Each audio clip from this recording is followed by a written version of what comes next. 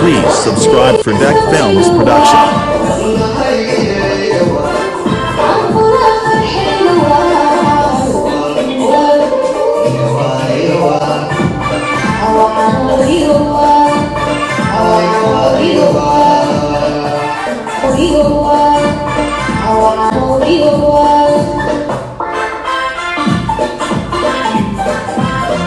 Please subscribe for Deck Films Production.